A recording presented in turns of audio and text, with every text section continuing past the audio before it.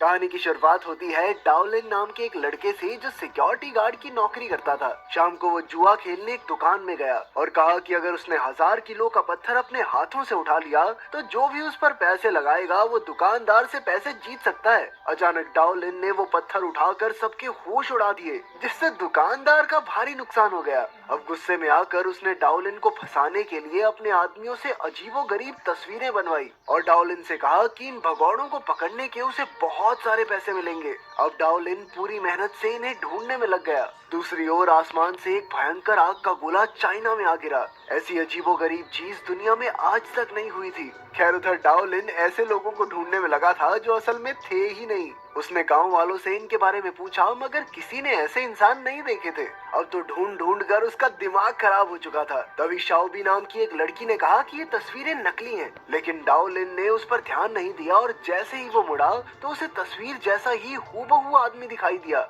अब डाओलिन तुरंत उसके पीछे लग गया। इधर शाओबी के पास एक जादुई मशीन थी जो अचानक आवाज करने लगी। फिर वो आदमी एक होटल में कमरा लेने आया, पर वहाँ के मालिक ने उसे जगह नहीं दी क्योंकि उसके पास एक पालतू मछली थी और होटल के रूल्स के मुताबिक पालतू जानवर अलाउड नहीं थे। ये सुनकर उस आदमी को गुस्सा आ गया और उसने अपनी मछली को एक भयंकर राक्षस मछली में बदल दिया जिसकी 3 आंखें और खतरनाक दांत थे। उसने तुरंत लोगों पर हमला कर दिया और तब डाओलिन और शाओबे ने आकर उसका सामना किया। डाओलिन तो इतना ताकतवर नहीं था, इसीलिए शाओबे ने अपने जादू से उसे काबू में किया, पर तभी वो मछली भाग निकली। शाओबे ने देखा कि वो एक कोठे में जाकर छिपी थी, इसीलिए शाओबे एक आदमी का रूप लेकर वहां आ गई। डाओलिन भी पीछे पीछे वहां आ गया और अनजाने में वो दोनों आपस में लड़ने लगे।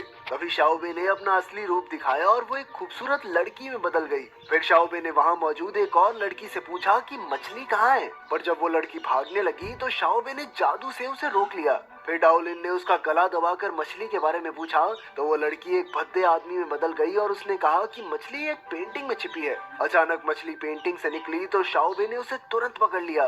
फिर उसने डाओलिन और सभी लोगों की याददाश्त मिटाई और अपने वुयेन जाति के हेडक्वार्टर्स में पहुंच गई। इस जाति का मिशन धरती को अंतरिक्ष से आने वाले राक्षसों से बचाना था जो असल में हमारे ग्रह पर कब्जा करना चाहते थे।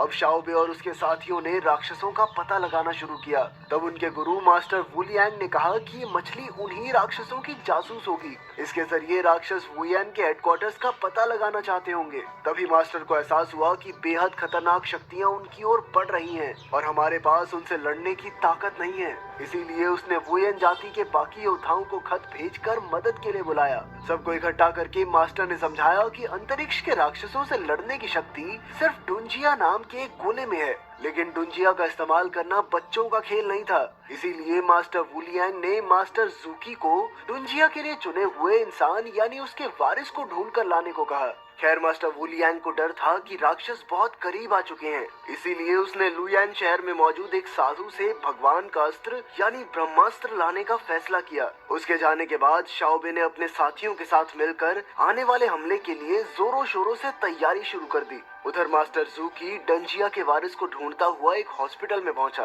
वो अंधा होने का नाटक करके वहां नौकरी लेने गया। पहले तो किसी ने उसे भाव नहीं दिया, पर जब मास्टर जूकी ने अपने दवाइयों के ज्ञान का पिटारा खोला तो सबकी बोलती बंद हो गई। तब वो लोग जूकी को अंदर ले आए और उसे एक दिमाग के मरीज को ठीक करने की चुनौती दी। मास्टर जूकी ने बिना घबराए चुनौती स्वीकार कर ली। तब उसे एक जेल जैसे कमरे में लाया गया जहां ये खतरनाक नौजवान लड़की थी जिसकी बाजू पर एक लाल निशान था। जूकी ने उसका नाम चैन रखा और उससे कहा कि जब वो खाना खा लेगी तो जूकी उसे यहाँ से आजाद कर देगा। पर अचानक कुछ अजीब हुआ और उस लड़की की आंखें नीली हो गई। तभी वो एक बहुत बड़े मोर में बदल गई। उसी वक्त दूसरी ओर जहां आसमान से वो पत्थर गिरा था वो टूटने लगा और शहर में जोरदार भूकंप आ गया। इसी के साथ चारों ओर हजारों लाल कीड़े फैल गए, जिसे देखकर गांव वाले बेहद डर गए। ये सब देखकर शाओबे समझ गई कि ये राक्षस वुयान के प्राचीन मंदिर को तोड़ने आए हैं। शाओबे तुरंत अपने साथियों को लेकर मंदिर में छानबीन करने पहुंची। इधर डाओलिन पर भी शहर की रक्षा का जिम्मा था, इसीलिए वो भी आ गया। अंदर घुसकर उसे एक खुफिया सुरंग मिली जहां वुयान जाति के प्राचीन लोगों की कब्र थी जिन्होंने हजारों साल पहले राक्षसों का मुकाबला किया था। शाओबे और उसके साथी भी वहां आ गए और उन्होंने देखा कि एक बड़ी सी बॉल को जंजीरों से बांध कर रखा गया था। अचानक एक खूंखार लाल आंखों वाला राक्षस वहां आया और अपनी शक्तियों से गोले की जंजीरें तोड़ने लगा। तभी वो गोला धमाके से टूट गया और उसमें से और भी खतरनाक राक्षस निकला जिसका नाम था व्हाइट टाइगर, जो कि लाल आंखों वाले राक्षस से भी 100 गुना गुना ज्यादा ताकतवर था। अब शाओबे और उसके साथियों ने इनका मुकाबला करने की पूरी कोशिश की, मगर उनकी शक्तियाँ राक्षसों के सामने कुछ नहीं थी। जल्द ही वो सब हार कर जमीन पर गिर पड़े। तभी डाओलिन ने देखा कि शाओबे मुसीबत में है और वो अपनी जान की परवाह किए बगैर बहादुरी से व्हाइट टाइगर से लड़ने के लिए कूद पड़ा, मगर व्हाइट टाइगर की आग ने डाओलिन के हाथ और पैर जला दिए। ये सब देखकर शाओबे ने डाओलिन और अपने साथियों को लेकर यहाँ से निकलने का फैसला किया। वो सब एक खुफिया अड्डे पर पहुंचे और डाओलिन का बहता खून रोकने की भरपूर कोशिश की। तभी मास्टर जूकी वहाँ आया और उसके साथ खड़ी लड़की चैन को उसने डंजिया का वारिस बताया, मगर चैन तो एकदम बचकानी हरकतें कर रही थी और उसकी नादानी देखकर किसी को उसके वारिस होने पर यकीन नहीं हुआ। खैर शाओबे डाओलिन की जान खतरे में नहीं डालना चाहती थी, इसीलिए उसने डाओलिन को घर वापस भेज दिया ताकि वो फिर से सिक्योरिटी गार्ड के काम में लग जाए। मगर जब ऑफिसर्स ने डाओलिन को जख्मी हालत में देखा तो उन्होंने बेरहमी से उसे सड़क पर फेंक दिया, क्योंकि वो उनके किसी काम का नहीं था। जब शाओबे ने देखा तो उसे बहुत दुख हुआ, इसीलिए उसने डाओलिन को वुयेन जाति में शामिल करने का फैसला किया। धीरे धीरे समय बीता और धरती पर खतरा बढ़ने लगा।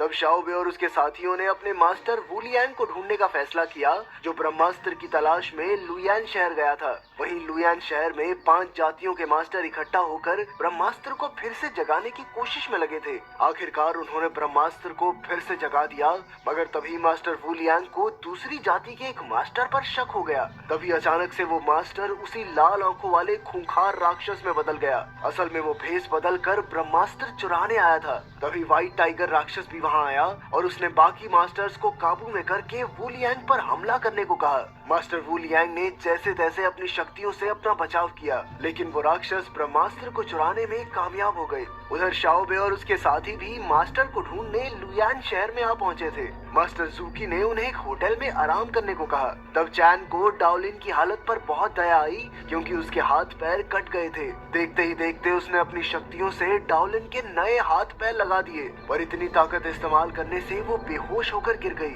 तभी व्हाइट टाइगर ने अपने कब्जे में आए मास्टर्स को वुयान के योद्धाओं यानी शाओबे और उसके साथियों पर हमला करने भेज दिया। अचानक मास्टर्स ने उन्हें ढूंढकर उन पर जोरदार हमला कर दिया। दोनों तरफ से जबरदस्त लड़ाई हुई और मास्टर्स उन पर भारी पड़ने लगे। तभी उनमें से एक ने मास्टर वुलियांग का भेष बनाया और मास्टर जूकी पर वार कर दिया। अब वो शाओबे को भी मारने वाला था कि ऐन वक्त पर असली मास्टर वुलियांग वहाँ आ पहुँचा और उसने शाओबे की जान बचाई। लेकिन मुसीबत अभी टली नहीं थी, क्योंकि फैंग जाति के मास्टर ने अचानक से काल अस्त्र नाम के एक बेहद खतरनाक जादू से सबको मारने की कोशिश की। वो इतना ताकतवर था कि उसने वुलियांग, शाओबे और बाकी योद्धाओं को जकड़कर उनकी हड्डियां तोड़ डाली। लेकिन चैन अपने दोस्तों को मरते हुए नहीं देख सकती थी, इसीलिए उसने अपनी बची खुची ताकत से एक लकड़ी पर जादू करके फैंग मास्टर को मार डाला। वो यहाँ भी नहीं रुकी और उसने अपनी आत्मा की शक्ति लगाकर सभी योद्धाओं के जख्म ठीक कर दिए। तब मास्टर जूकी ने उठकर चैन को गोद में लिया, जो अपनी आखिरी सांसें गिन रही थी। अपनी पूरी शक्ति इस्तेमाल करने के बाद अब उसमें बिल्कुल जान नहीं बची थी। उसका रंग भी एकदम काला पड़ गया था। तब मास्टर जूकी ने ध्यान लगाकर अपने पूर्वजों से बात की और उन्होंने जूकी को बताया कि इन राक्षसों से लड़ने का एक ही रास्ता है, और वो है डंजिया की शक्तियों को चैन के शरीर में उजागर करना। तभी वो असलियत में वापस लौटा और उसे समझ आया कि चैन ही डंजिया की असली वारिस है और उसने डंजिया की शक्तियों को जगा लिया था। और अब तो ये शक्तियाँ उन सभी के अंदर आ चुकी थी। जब उसने सबके जख्म ठीक किए तो ये शक्तियाँ वुयेन के सभी योद्धाओं में आ गई। अब उन सब ने मिलकर उन राक्षसों को ढूंढना शुरू कर दिया। आखिरकार उनका सामना रेड आई और व्हाइट टाइगर से हुआ और एक जबरदस्त जंग छिड़ गई। लेकिन अब की बार लड़ाई पिछली बार की तरह एक तरफा नहीं थी। राक्षसों को समझ आ चुका था कि योद्धाओं की शक्तियां बढ़ चुकी हैं, इसीलिए उन्होंने ब्रह्मास्त्र का इस्तेमाल करने का फैसला किया। उसके चलते ही पूरी धरती पर समय रुक गया और वुयेन के योद्धा हवा में ही जम गए। ब्रह्मास्त्र से निकले आग के गोले उनसे टकराने ही वाले थे